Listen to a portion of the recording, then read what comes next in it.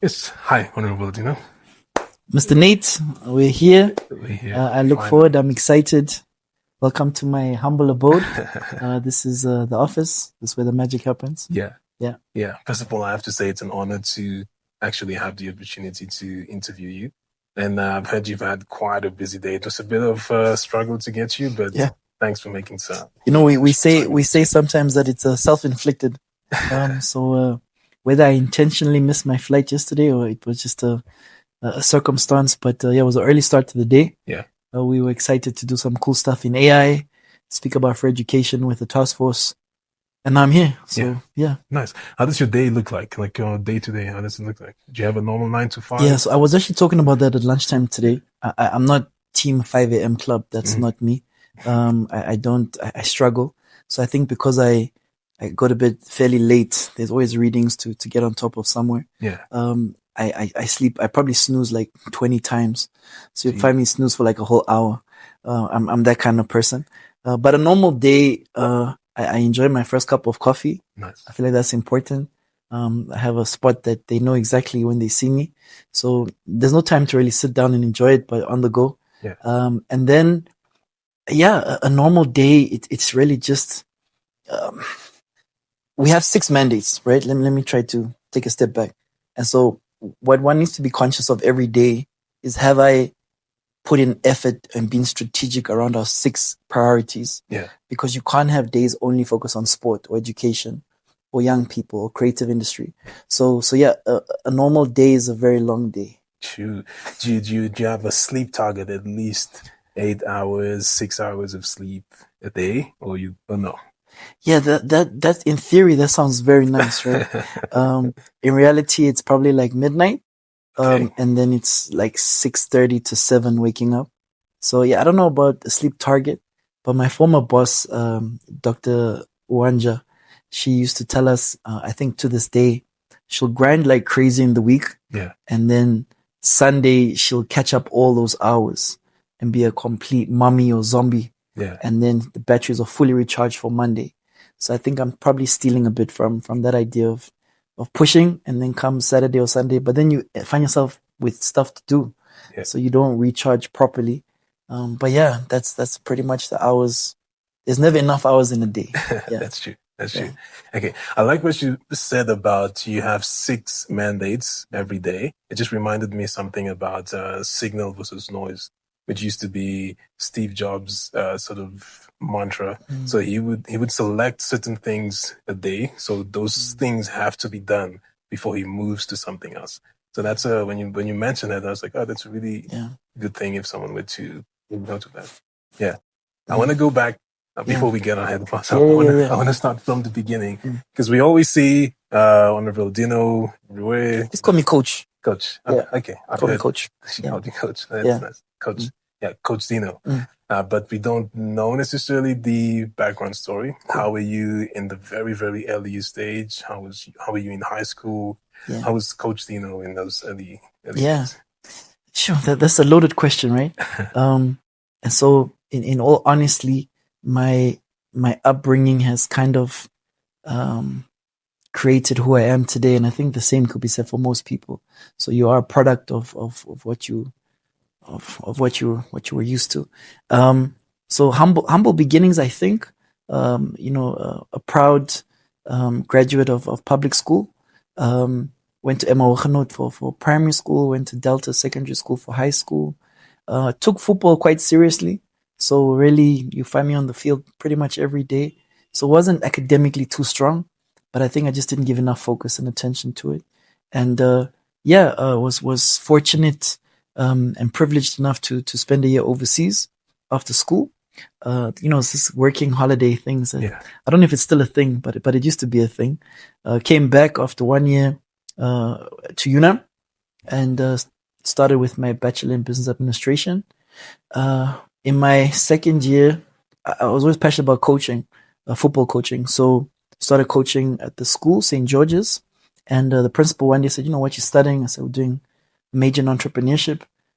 She said, well, we have a vacancy if you might be interested. And I think for any 20-year-old young person to get that opportunity to earn some money and to coach or to teach. Yeah. I loved it. So took it with both hands, part-time teaching.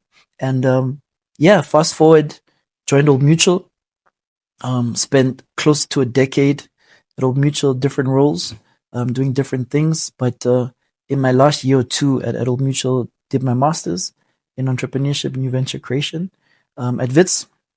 That was a tough year just before COVID, 2019. And then joined NIPDB. I'm probably now digressing from your question, right? No. That's but joined NIPDB, and my dad would always say the harder you work, the luckier you get. That's true. And so I think that's been the mantra: just work hard, put your hand up, and you'll get lucky. And so everything's been about luck, right place, right time, someone believing in you, and then undertook my PhD in 2023. Craziness. And remember this from someone that, was really not a standout student at all. But again, just tunnel vision, gonna make it happen. And so I'm in my third year now. I don't find time, so we'll figure it out somehow along the way. Yeah. But yeah, so that's been really high level, the journey. But yeah, proud Namibian, advocate for local university, advocate for state schools. I think we can do anything we put our mind to. Yeah. And I think for young people listening, it's not kind of how you start, it's almost how you end, but more so not to limit oneself, and not to say because in primary school or high school, it didn't really go that direction, you can't become a whole DM one day. Yeah. It can happen, right? It's luck, but it can happen. So yeah, that's pretty much my high level journey. Wow. So just on that, would you say when you were younger, you had sort of an aspiration that you would be something of a DM, or were you envisioning sports, or were you envisioning business? Because sometimes, we as youngsters, we envision something, Of course. and then we sort of aim our direction towards that thing. But sometimes also you would hear stories where people did not have sort of an idea of what they would become, and then it just sort of happens. What was that for you? Yeah, so great question. I think growing up, my father was a small business owner, and so I think that entrepreneurial intent or that entrepreneurial spirit was lived, and I just knew that I was going to be in business. And so if you ask me what I wanted to become, I'll say the business guy, right? which is quite vague. And really, if you ask me, did I see myself being a politician? Possibly, but not this soon. Mm-hmm. And so having undertook this new academic journey, I was giving myself a bit more grace, take my 5 years or so, get the PhD. When I left or when I resigned, I was at FMB. So I thought, okay, I had some good development background from the NIPDB, some good banking background from a bank, a credible bank, and then, maybe go into the diaspora for 10 years. That was the plan. The World Bank was pretty much, that was the go-to. And I said, I'm going to go work for the World Bank for 10 years and 50 come back and add value. Yeah. And so I kind of thought I can add value, not necessarily sport, entrepreneurship, SME development, just add value. And so when the call came, it took me by surprise, but to serve is the greatest honor. And I mean that sincerely. Yeah. And so it's, who are you to say, no, it's not part of my plan. Plans change. Yeah. I don't know if an 18-year-old me would have ever seen myself as a politician, but definitely a 30-year-old me saw it later in life. Yeah. Yeah. Nice. So I think a lot of us have an idea of how the corporate world looks like, but how was that first time for you entering into politics? Yeah. What was sort of different for you? It's a proper transition. Yeah. It's definitely, there are a few similarities you could sort of draw from private sector and public sector, but I think a soft landing was working for the Investment Promotion Development Board, because it's a bit of a quasi-government institution, respectfully, but I think as a SOE, you still operate a little bit different from ministry proper, so there is a difference. But I think the funniest thing, and I really hope the viewers or the listeners don't go report me to the bank, right? But there was one, I was at the bank for a month before I resigned. Yeah. There was a conflict to be in this space, clearly. There was one specific meeting where the people were very serious about being at 9% and not 10% profit. Okay. I thought, you guys are mad. Like, are we really sitting here for 2 hours debating? And people are very stressed because the revenues are only at 9% and we need to be at 10%. Yeah. And then you come to realize that maybe you're not quite cut out for this anymore. Because in private sector, it's shareholder value. So you want to make as much profit as you can. You want to get as much market share as you can. But in government, it's really about impact. In government, it's about what can you do for your country and how can this impact be larger and greater, so that there's a fundamental difference in a company which is profit driven, and that's how it goes. That's the laws of entrepreneurship, right? We're here to make profit. Yeah. But working in government, it's really around, can we stretch that dollar to do more, and how do we mobilize additional resources? So it's different. It's different. But yeah, so that meeting at the bank was such an interesting one, because I said, sure, so this is what I signed up for. And then probably a week or two later, I got a call to say, I want you to come and support what we're trying to do. And then a few days later, I resigned. So I guess in life, things happen for a reason. True. Yeah. True. To me, it looks like it's a full cycle moment from you starting off as a coach. Yeah. And now you sort of like the country coach, if I can. I like that. Yeah, that's. I think that sounds. That's honorable coach. Honorable coach is what some people call me now. Yeah, honorable like coach. I'm not sure if I heard Ministry of Enjoyment somewhere. Yeah, I've seen it. Right. Yeah. My sons, those are silly guys. So they 10 and 11, and then they're like, "No, play this song, driving in the car." Yeah. And so I gave them the phone. They put something on YouTube, and it's the Minister of Enjoyment song, right? Yeah. They're like, "This is you." They're talking about you. And so you guys are dumb. So, but I feel like in life you shouldn't take yourself too seriously. And I get it. There's a time and a place for being really, really serious. Yeah. But I think my role is tough. My minister's role is obviously tougher, but the role, it requires humanity to lead. And I steal that from our Right Honorable Prime Minister. So Dr. Gurare, he makes it very clear, whatever you're doing, just lead with humanity first. And my take out of that, or at least how I try to do what I do, is don't take yourself so seriously. Yeah. If we're at a cultural festival, dance, even though you can't dance to save your life, right? If there's an opportunity to sit and eat with the recruits at an NYS intake, then do so. And it's not for the cameras. I think I've got a bit of, not too much, a few people, the minority, they said, "No, you're a little bit too active on social media." And I said, okay, we're all entitled to our views, but I can assure you that not even a tenth of what we're doing is going on socials. And here and there, like, oh, that's a cool pic. Yeah. I'm going to use that pic, right? We're going to try and tell a story. But the life and the day, take today, 4 a.m. to the airport, 8 a.m. land in Windhoek, rush home, quickly put on something half serious. I can't go in a tracksuit, right? Immediately get into an AI country readiness report session. All the media's there, proper big stakeholder group, maybe about 100, 200 people, give a keynote. From there, rush to NSFAF building, sit with the minister and the technical team on the Free Education 2026 committee, add value there, rush to another engagement. From there, rush back here, have this cool podcast. At 5, go do something with our ministry's netball team. At 5:30, it's a politics meeting at the regional office.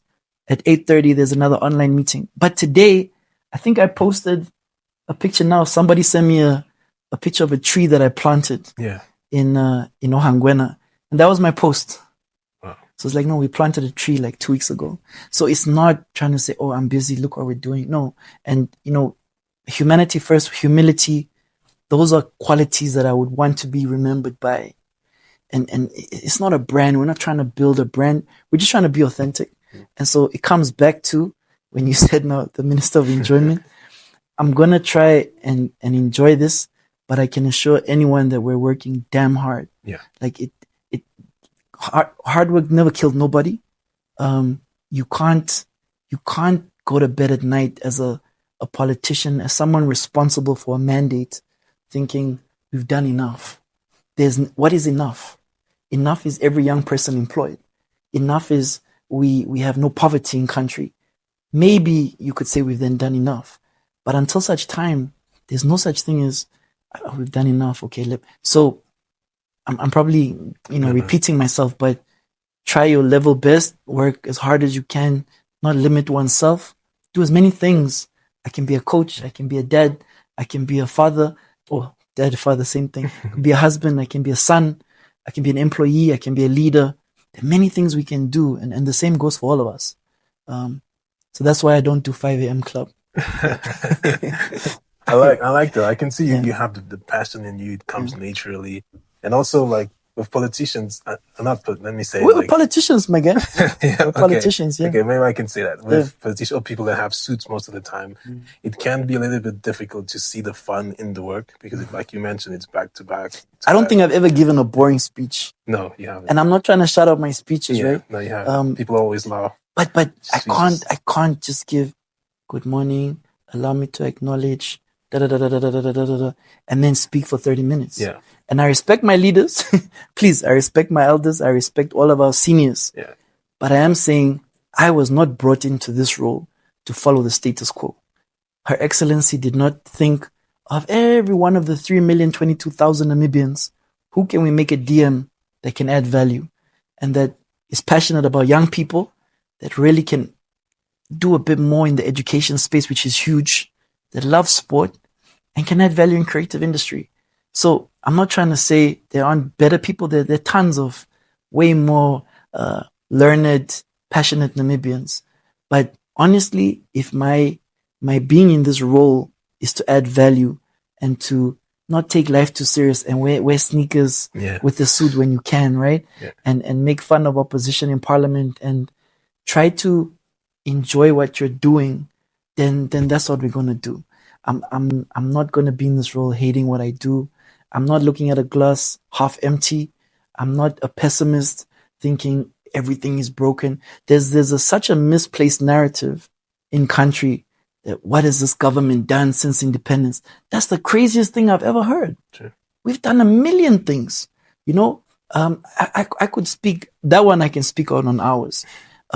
But it's a misplaced narrative, and I always feel if someone doesn't appreciate being Namibian, then what's holding you back? Go to Australia or go wherever you need to go, right? Yeah. So yeah, I really think that my value in this role for this term, next term is somebody else, Her Excellency, or they'll say, okay, you've done your job, thank you, and here's the next person. So these positions are also not forever positions. You do as much as you can and you hand over that baton, and the next person, he or she, must run even faster than you ran. Yeah. And so in this 5 years, it's probably now like 4 years, 8 months, but who's counting, is to just do as much as you can. And have that legacy of, okay, that's one guy that really tried to make a difference. I think that's not only difference, but tried, he gave everything to this role. I told the family when I took this office, I said, just know that I'm not yours for 5 years. Sure. And so even my sons, I think there's probably been 2 Sundays since I started this job that I've been at home. Yeah. It's just, it comes with the territory, right? You're in every region, you all over country. Imagine sport, we have 60 sport codes in Namibia. Gee. Every sport code wants a little bit of your time. Yeah. We have 2,050 odd schools in country. Everyone wants a little bit of your time. So when you start to give your time so much, there's an opportunity because something has to give. And that's just, and I'm not the first person. And definitely there's tons of other MPs, executives, members of cabinet that do even more. So yeah. Yeah. Yeah. Wow. I like that. I also like to mention like where you said about social media and posting what you do. Yeah. Sometimes maybe it's just perspective that lacks in people because they don't see what's being done. They think nothing's being done as well. Because I've noticed, especially in certain places, the more you show, it's not that you're showing off. It's that you trying to create a relationship with the people. So when I look at your social media page, I see a lot happening. Yeah. And I'm like, he really relates to the youth, because this is what the youth do. This is where the youth are. So I'm intentional about my social media, right? Yeah. And so bear with me now. We have time, right? We can go into detail. If it's boring, the people would have stopped listening by now, right? So I got a comment the other day, I don't know, I think even Friday, Saturday. Yeah. And we read comments, right? So people must know we read the comments. We're not going to respond to every comment, but we read them. And someone said, I posted a picture. I was in Bloemfontein at the Dr. Mobela Stadium watching, they did the stuff. We won 3-1. I'm a new fan. Hey, nice. And I posted a pic. We were, I don't know, watching the game. And someone, I won't mention the name, I know the person, they commented and they said, enough with the picture taking. It's now time to, we're not seeing the dust. I blocked that person so quickly. I doubt that he's watching, right? But I'm not trying to defend. Okay, let me choose my words now. The social media and that we put out, we're trying to be relatable because we're young people. So as you can see, there's a gray beard, but I still consider myself to be youthful. Mm-hmm. So forget the age for a minute. I'm only a retired youth by a couple years, but I use social media. It's a very strong, it's a powerful tool to engage. There's a couple of, speeches here and there. I'm not trying to bore people with boring stuff, but I think one of them, and one can go verify, it had like 500,000 views. Mm-hmm. So it means that 500,000 people took the time to listen to what I had to say, right? And, it is what it is. We should give flowers where they due. You take someone like Prof. Job. Yeah. Prof. Job, he has a couple 100,000 followers. Yeah. And so when he speaks or what he says, people listen. Mm-hmm. And then he's opposition and he can be naughty. And now he's talking about cookies and flowers. I think that's the topical one at the moment, right? But let him do what he needs to do. But still, to engage your demographic and your constituent is how we're gonna, and I know these numbers because I said them 2 or 3 days ago. In Namibia, we all know about the 71% youth demographic or dividend. But when you translate that into numbers, there's 2.15 million young people under the age of 35 in Namibia. That's a big pool of people in a 3 million population. I'll repeat it, 2,150,000 Namibians are under the age of 35. What are those people? They go to social media, right? My mom's on social media. My kids are dying to do it. And it's like, it's a hard no until one day we try and keep them. How old are the kids? 10 and 11. Okay. But the reality is that we on social media. A story breaks before you buy a newspaper the next day. And so you need to be conscious of these things. And also, I literally had this conversation at lunchtime with another minister. I'm even going to mention her name, with Minister Esperance. Yeah. And I said, so when you come back on socials, it was a different conversation, but it came up. I said, Dino, social media is very negative. I'm not really I'm trying to keep my peace. I said, but Esperance, your demographic is on social media. People want to hear and see what you're doing. And she's like, no, let my work talk for itself. And I'm not here to talk on her behalf, right? But again, and I think the message to her was, I said, remove your comments so people can't comment. I said, you still have a responsibility to engage your constituent. And that's where, for me, social media, I'm gonna be silly about it, but we're also gonna try and spread the positivity. But when it's not, what am I doing every single day? It's not day in the life, yeah. Right? The next podcast, you guys come with me, we'll do a day in the life, that right? Would be perfect. And then you see all the boring stuff we also do. And I assure you, there are many meetings, not only in this office, in one of the 2 boardrooms, where we sit with various teams. We hold them accountable. We say, listen, it's either not good enough. We can do better. We can do more. I need feedback by Friday. Let's keep pushing. And so I think as a leader or a servant leader, it's important to lead and to hold people accountable. But we don't have to do things in a way that we hate our job. We're not trees. Sure. We can get up, we can move, right? I don't even know what your question was, but I think that's what we're doing. The perfect answer. Yeah. That was the perfect answer. Yeah. If we go back to I'm not even looking at notes, right? So I I told can probably you close this thing, right? Yeah. You wouldn't need that. Yeah. So I was thinking, what I want to say, project. That's the word. What project regarding the youth is top of mind? 121 basic sport infrastructure stadiums in each constituency. Well, not 121 in one constituency, but one per constituency. Our national team's playing at home. Sport infrastructure. So if that's the legacy, if that's the one project, that's going to be delivered. And I tell you, I will not stop until we deliver that. And not the Dino delivery, not even the MySac delivery, the government's delivery, sport infrastructure. Do we need to do more in health? Yes. Education, we still have circumstances of inadequate shelter, inadequate building. Yes, we have it. Does it need to be remedied? Yes, it does. Are there reasons why it's not being remedied? Yes. But the big ticket is the sport infrastructure. That's, I really, and I can tell you we're having and people, we're tired of conversations. We're tired of rhetoric. We get that daily. You know, if you're going to become a politician, you're going to have to grow thick skin. Yeah. And that was the advice that I got on day one. And it now makes complete sense. Because if you start to listen to what, the minority, and we're not talking politics here, we're just saying minority of people that seem to be a little bit negative, you're going to go crazy. Yeah. But the big ticket is sports infrastructure. That's what, and it's such an exciting time to be alive. Maybe the previous administration said the same thing, but in this administration, budget has been allocated to sport infrastructure. And so the difference to our benefit is that we now actually have money to deliver what we've been promising. And so these commitments of government, the Smart Swapo Party Manifesto Implementation Plan, when I use that word SMIP, some few people will not be too happy. They're like, why are you bringing in politics into your government day job? But the government of the day is SWAPO, right? We're not going to shy away from that. And I'm proud to say that my party, this is government. So the sport infrastructure stadiums that SMIP has committed, that's been brought into our NDP 6, and what Her Excellency wants to see us do. That's what I won't say most excited, but that's the big ticket. Yeah.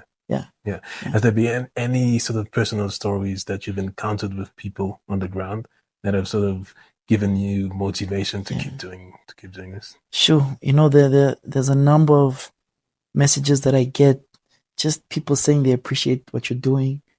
It's humbling, man. It really is. It's humbling. When you see young people and you can see that whatever we're doing is somehow making a difference. I went to the NYS, the National Youth Service, both Rietfontein and Henties Bay for the new intake. Her Excellency, our Vice President, was also there. And I spoke to some of the recruits, a few of them, we sat and we had proper conversation. And you could just see young people, 18, 19, 20 young people, you could see their ambitions. Yeah. And that kind of, it inspires you to do even more. Because you say, I have a real responsibility. And so the wife would say, we're also Namibians, we also need your time. And I laugh because I've heard that a bunch of times. I said, no, I need to serve Namibia. And, and I must say, I've got a really good support system. My parents, my in-laws, close friends, family, they get it. You can't attend the football games that you once used to attend for your kids, right? You can't attend the dinners, not even talk about fancy dinners, just the normal tonight was for supper dinner because you have work to do. So I appreciate that the support circle has allowed me to just try and do more. And there's always something to do. Yeah. It's almost like studying for a test. You can never tell yourself you've done enough. You always can read a bit more. And so there's always something to keep us busy. But on the board, and I don't think the guys can see it, but I see that. I've got some few things that guide me. Yeah.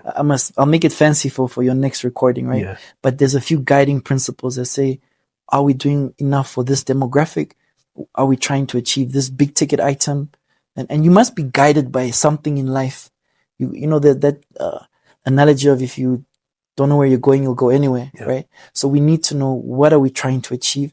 And nobody can tell you they know NDP 6 back to front. I don't even think our Director General will be able to tell you he knows it page by page. But we all know what are the 7 priority areas of government. And when we know those are priority areas, we know agriculture is one. And I'm not going to name them because I'll probably miss one or two. But this ministry, we have 4 of the 7 priority areas of government. Now that's a responsibility that one ministry has been given the mandate, the task to deliver 4 of government's priority areas, which is obviously our education, our sport, our creative industry, and championing young people. It's a lot of responsibility. So that's pretty much where the head is at. Yeah. I love that. I always end by asking, what? We're almost done. This was fun. I enjoyed this. All right. I enjoyed this too. We should do a part 2. We'll do a part 2. We'll do the remix. Yeah. We'll bring in a couple of people. They can tell you Dino's a lazy dude. He was like... Yeah, and maybe we can play that music in the background. Yeah. I wanted to ask, I usually end by asking, what advice would you give to a younger version of yourself? And by doing that, you're obviously giving advice to people that are younger than you, with what you've gained so far. And before we started this, interview, this podcast, right? Yeah. I told you that I didn't prep because we had some sort of, not pre-questions, but some guiding areas. And it was intentional that I didn't prep. So I really wanted to be authentic. I just wanted to talk to you and talk about life. So this one, I wish I prepped for that question, right? But a younger me, so I still to this day will advocate for young people to enjoy being a young person. Okay, now we can all appreciate that the decisions we make will impact our lives. We get that. But I will still say that as a young person, a younger me, a 16-year-old me, I still had friends. I socialized.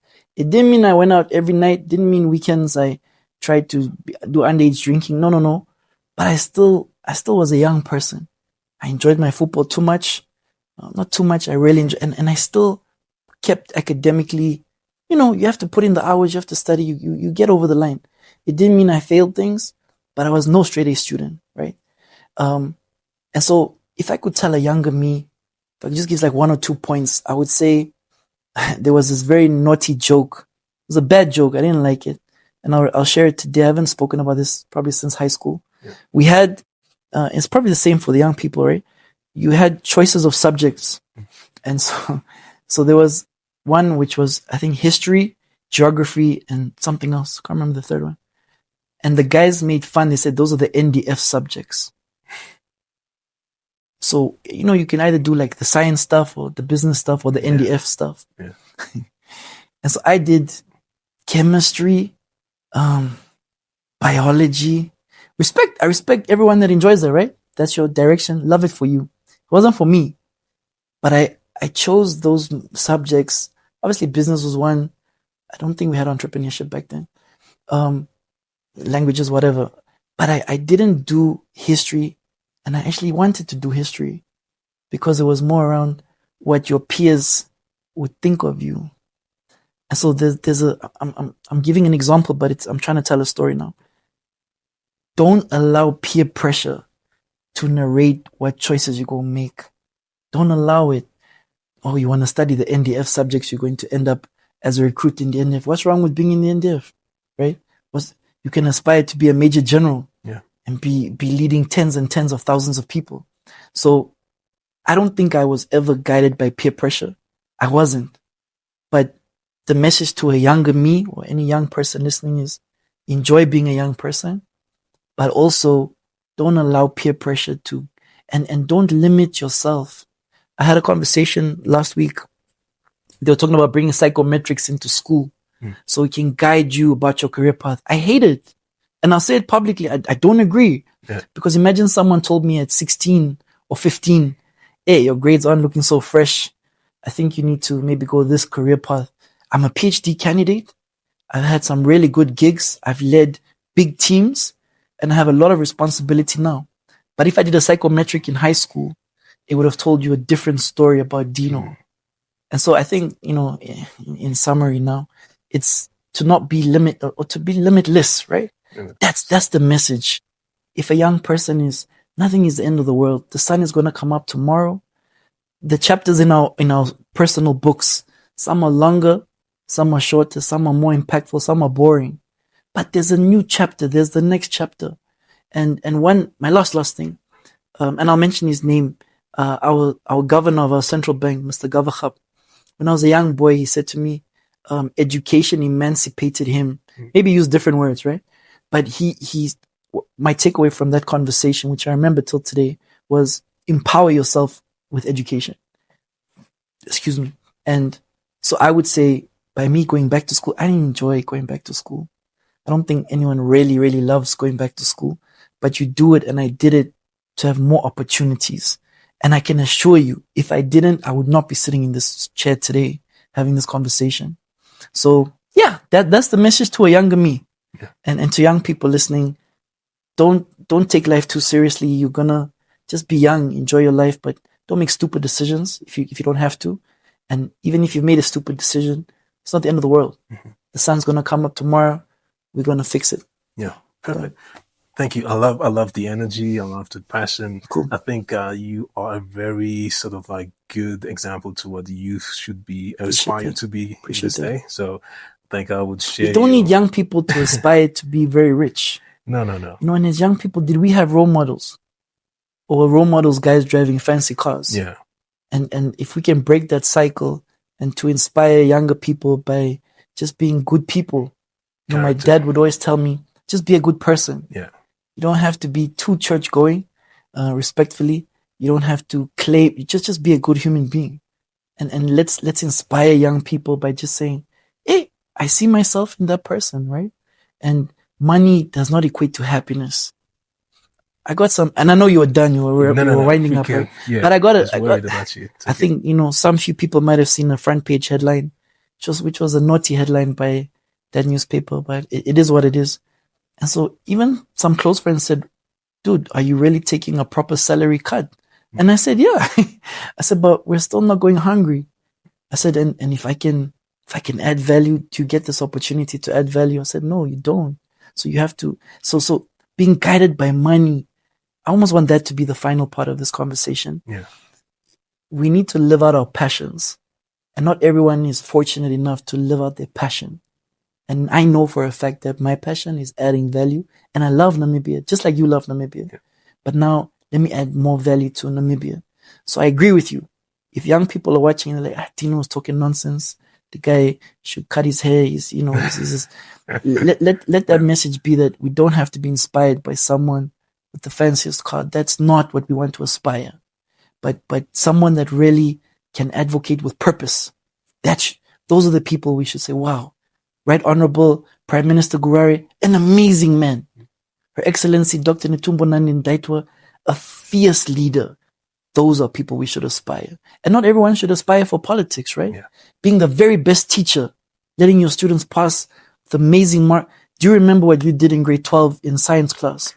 You don't remember that. Do you remember what was in the exam? You don't remember that. But you remember the teacher that maybe was really tough on you.